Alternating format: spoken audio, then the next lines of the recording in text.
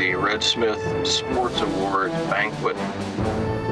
The main reason that this banquet was established was to honor at least 10 local area people who might not have been honored for the job they do to help in sports. The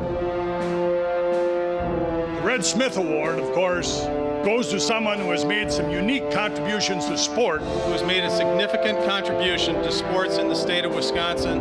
And also epitomizes the great values that Red Smith exhibited. Let's give a Red Smith welcome. For his greatness in the game, for his triumph over adversity, for his dedication to youth, it is my pleasure to present the 2002 Nice Guy Award to Ferguson Arthur Jenkins.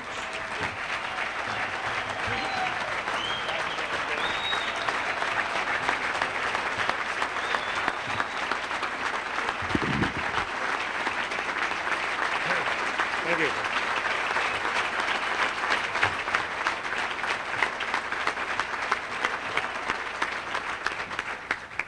Thank you very much, Dennis. It's good to be here in Appleton. I've been here several times, but passing through, going fishing. I'm a sportsman. I'm glad, Dennis, we were on the committee and the committee because of Mays and Aaron and Ron Hunt and Frank Robinson and a pretty good friend of mine just up the road from here, Don Baylor, on the committee. I probably wouldn't have won this award. Yeah. Don Baylor very seldom speaks to me. We do the Cub convention, and I'll nod to him, and that's what he gets, nods. I used to wear his elbow out.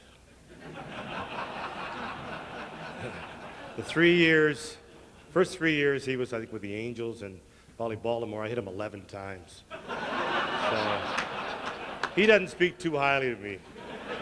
And we don't exchange letters or buy each other drinks either. But that's part of the game. You know, winning is part of the game. Sitting there, I jotted down some anecdotes. My lawyer's in the audience here. Mr. Lester, are you here? Mark, are you still here? No? Stand up, Mark. You here? No? Okay, maybe you left. Well, Dean, you need a right-handed pitcher to give you 5 innings a week. Man, I could do that in a heartbeat.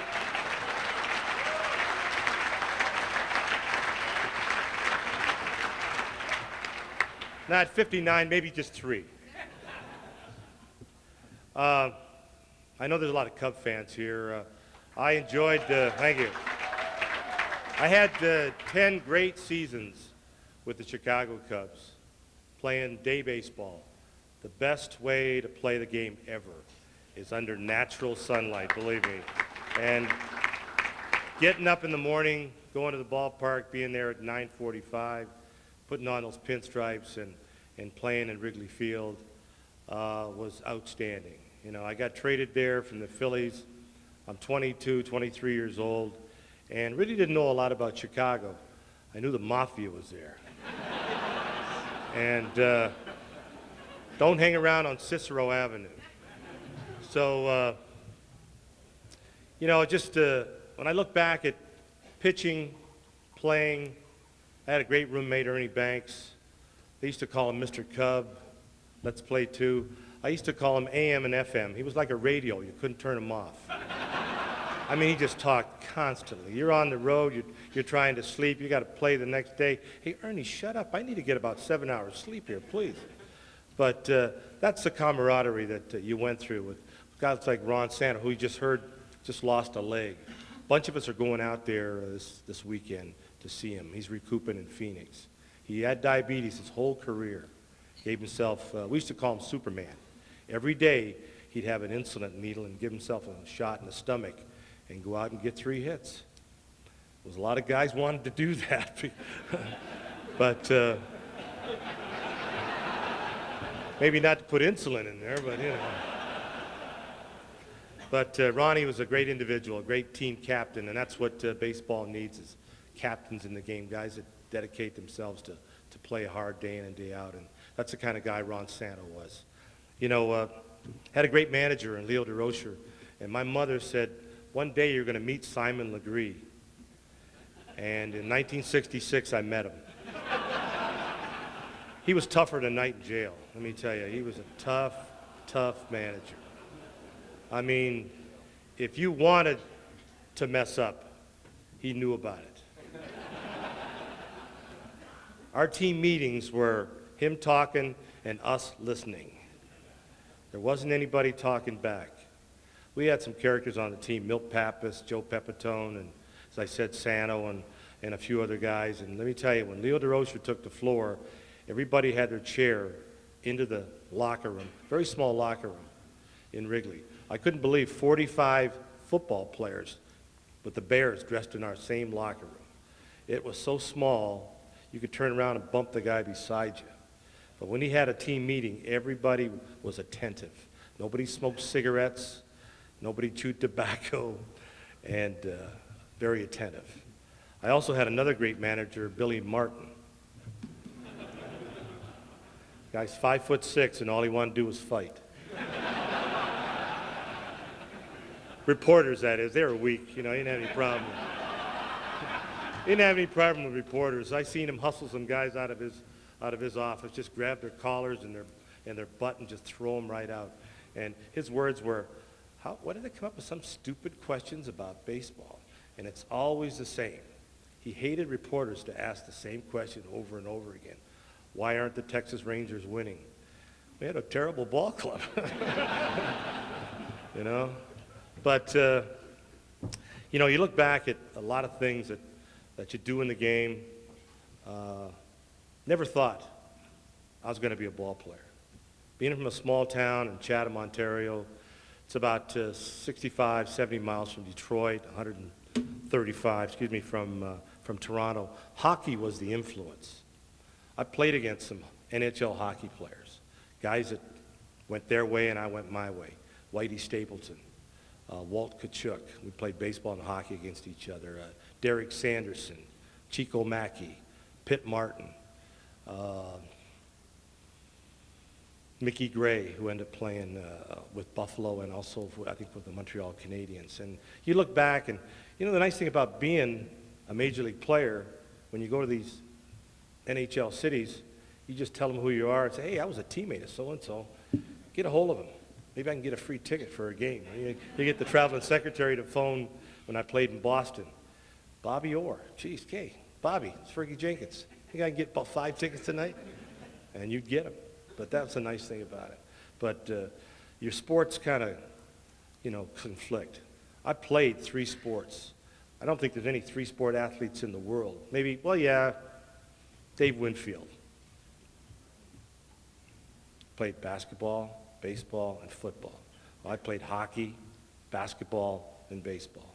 Played 2 years for the Globetrotters.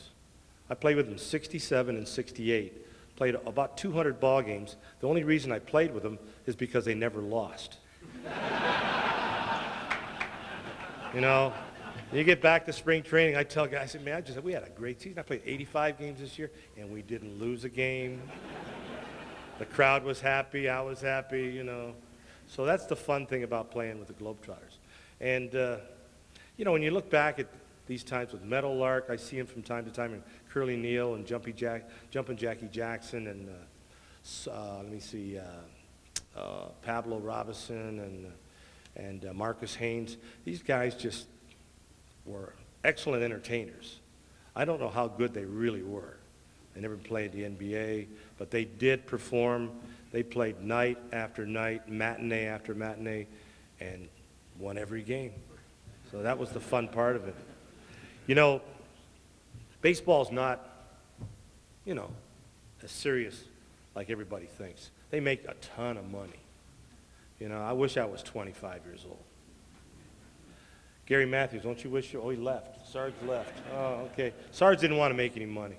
I was going to use Sarge for an example. But 25 years old, having that ability and having a good agent and putting your name on the dotted line, it's like winning a lottery. 25 million, 30 million, $40 million. Barry Bonds, 38 years old, signed a contract for $90 million. I don't think he's going to live out that contract. Maybe 43 starts trying to hit home runs, but he probably will. He probably will. You know, I played against and with some great guys. I'll give you some examples. I don't want to be too long. Bill Lee, guy had an IQ of 160. Pretty smart. He said the way he gets up for a game is he puts marijuana on his Wheaties so he can be higher than the other team.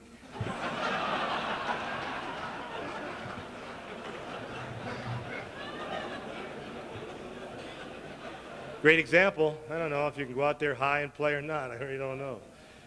Bernie Carbo. Nobody talked to Bernie Carbo. Bernie Carbo hit a home run in the '75 World Series against Cincinnati. I joined the team in '76, Boston. He had a gorilla called Mighty Joe Young. Had it in his locker, and he used to talk to it all the time. He didn't have many friends. He wasn't a real guy that you got a chance to know, believe me. And on the team bus and on the plane, it had its special seat. And he would talk to this gorilla all the time. I don't know where Bernie's at right now, but I hope he's happy. More. Joe Pepitone, he revolutionized baseball. He showed up at our ball club in 1970 from Houston, and he had a styrofoam head in a valise, and he had hair on top of it. He had a hair dryer. There wasn't a hair dryer in clubhouses then, in 1970, 71. Everybody used Vitalis. See what it did to me, Vitalis? But he revolutionized baseball. Within a week, guys had 5 and 6 hair dryers. They just lined them up in the clubhouse. Guys were blow drying their hair. And we waited to watch Joe Pepitone take a shower, because he was as bald as a chicken.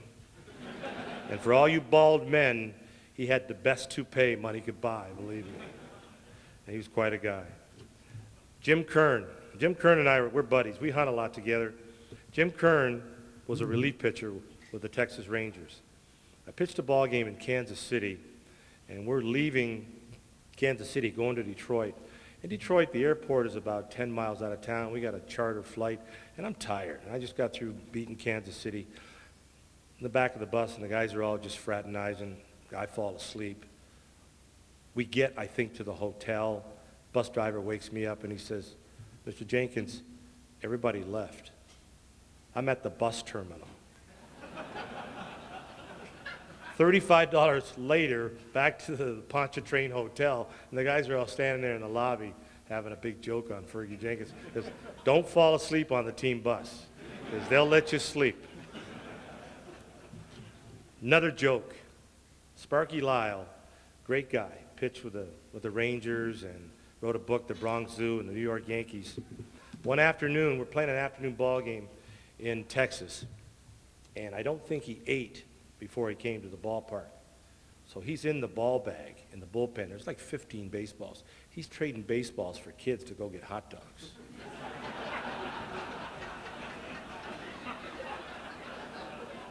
5 innings into the game, bullpen got to get up to warm up. They got no balls. Sparky's shouting at these kids, "Hey, give me that ball back. Give me that ball back. We need that to use to warm up the stuff." Weird. Really weird. And baseball's fun.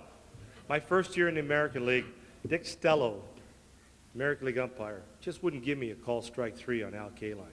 And I tried for inning after inning, strike this guy out, homestand, you know. And I call out Jim Sundberg, who's a rookie catcher. I said, "Jimmy, come here, come on out here."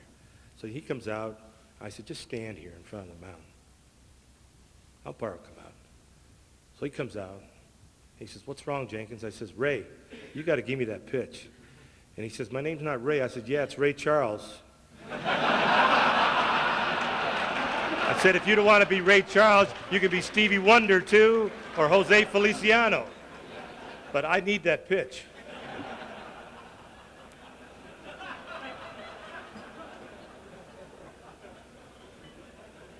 You know, we had the national anthem earlier, and all you Cub fans here, I know there's a lot of Cub fans here, Pat Piper, just, I could see him in my mind with the starting lineup. Pat Piper always gave the starting lineup before the national anthem. I mean, he was the only guy that had a megaphone. And I thought Wrigley Field was antiquated, you know, when I first got there, but I soon learned that baseball, no matter where it's at, who plays it, who's surrounding it, it's baseball. You go out there, you got to get 3 outs, 27 outs for a game, and you got to get hits and runs to win ball games. My career was 21 seasons as a professional, Phillies, Cubs, Texas, Boston. As Dennis said, I pitched for the Philadelphia Phillies 35 days. 35 days. That's a career. You know, I wish I'd have played longer for him, but it didn't happen. I was very young at the time. But I got 18 years in that really told me what the game and what life was all about. Guys that you met in and out of the locker room, the fraternization, who you hung around with. The sport of baseball, I think by far, is the best game that's ever been introduced on the face of this earth. Baseball, believe me. If you can't, thank you. If you can't have fun playing baseball and make money, you shouldn't be alive, believe me. It's such a great game. My hockey career was very short, too. I played junior B hockey. My mother told me, don't play, it's too violent, because the only black things on the ice are you and the puck. I used to get into more fights, lost more teeth, and I knew I wouldn't have played 21 years in hockey. Thank you very much. Enjoyed myself.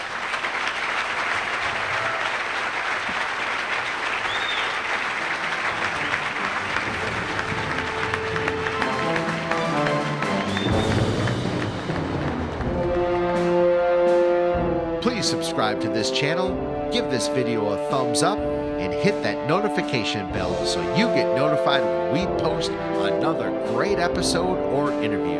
Download the podcast on Apple Podcasts, Spotify, or wherever you get your podcasts. Thank you for your support.